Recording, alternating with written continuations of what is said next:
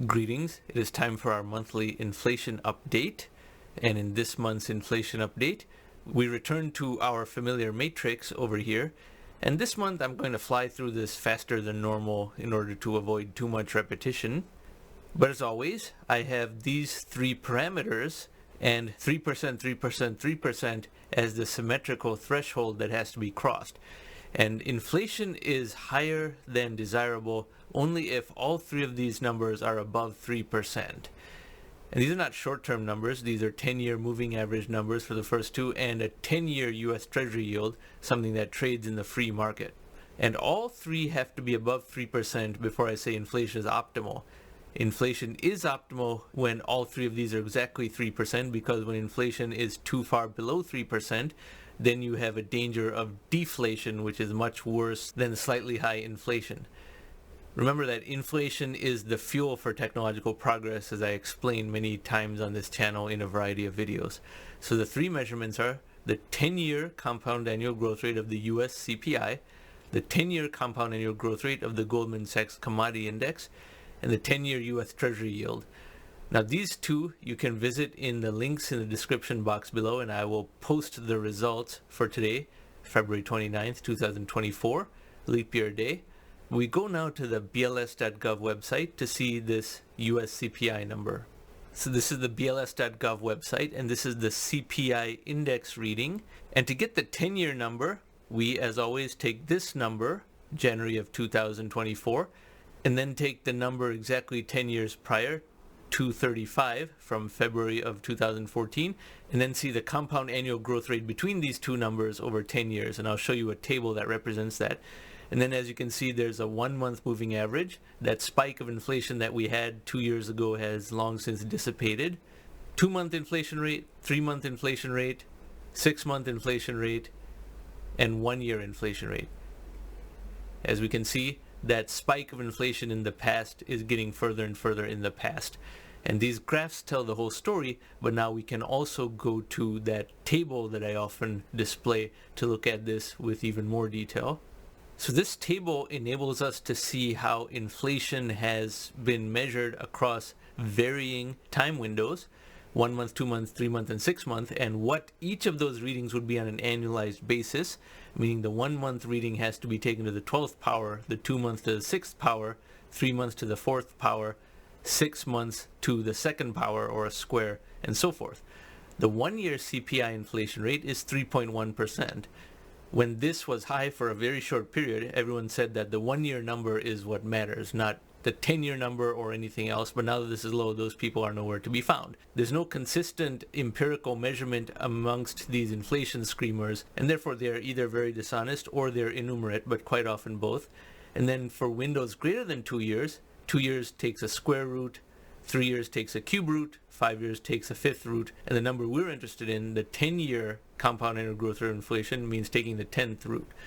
So over 10 years, there was 31.4% total inflation. That means per year, that's 2.8%. That's the number that goes into my 3-parameter table. And just for another point of perspective, I put the entire 21st century's inflation rate, the US CPI, 2.5% a year, because there has only been 77.1% inflation over the entirety of the 21st century, starting from January 1st, 2001. So as you can see, inflation is not high. The recent months are volatile, of course, but still pretty low. And the 10-year compound annual growth rate is 2.8%. So now we go back to my table. So we saw all three of these measurements. The Goldman Sachs Commodity Index is, of course, the most important because it comprises of freely traded commodities and it is worldwide in nature. But all three have to be above 3% before I say inflation is high, and the results are 2.8% for the US CPI, as we saw, minus 1.51% for the Goldman Sachs Commodity Index. You can verify this from the link in the description box below, but this is in deflation. And this is the most important one of the three, as I've explained in prior month videos.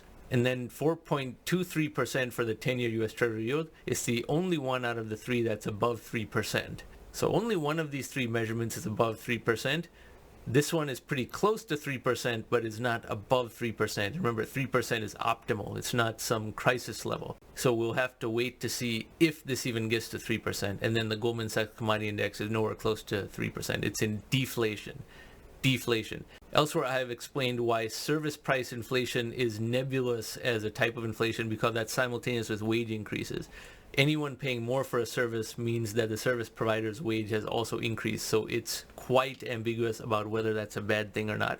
Whereas commodity inflation is unambiguously a bad thing and has a very direct correlation with human well-being versus human worsening of prosperity, in the case of commodities being in high inflation versus in deflation like we see right now.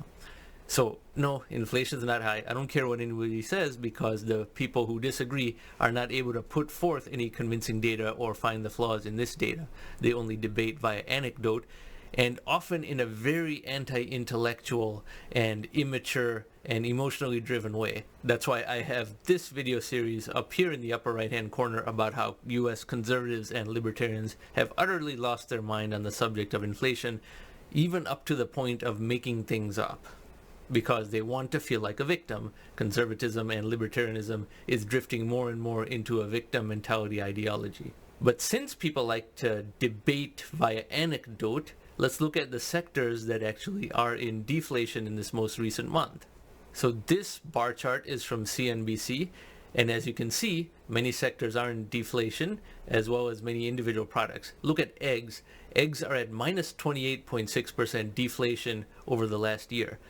Up here in this upper right-hand corner, I have a video devoted to the time when people were utterly hysterical about how egg prices had shot up for just 1 month, to the extent that people probably had to pay $10 more for that one particular month of their life.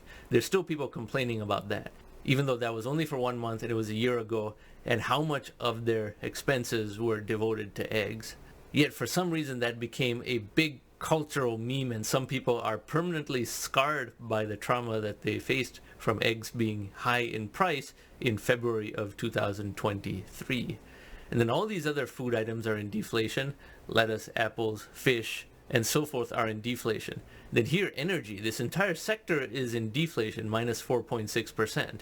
Gasoline is in minus 6.9%, but the entire energy complex is at minus 4.6% deflation. And then other sectors such as health insurance, often quite a problem for people, that has gone down in price quite a bit over the last year. It's in deflation to minus 23.3%. Car and truck rental is also in deflation. So there are many sectors in deflation if you want to play the game of citing anecdotes, which itself is what you should not do, because the earlier data that I showed in this video is the correct way to measure inflation, because it is index oriented, it is holistic, it uses multiple measurements, and especially it uses a worldwide measurement that cannot be rigged because it comprises of freely traded commodities, the Goldman Sachs Commodity Index. So no, inflation is not high, no matter what the media likes to frighten you into believing. Now, if you like this type of content, I encourage you to subscribe to this channel, and thank you very much for watching.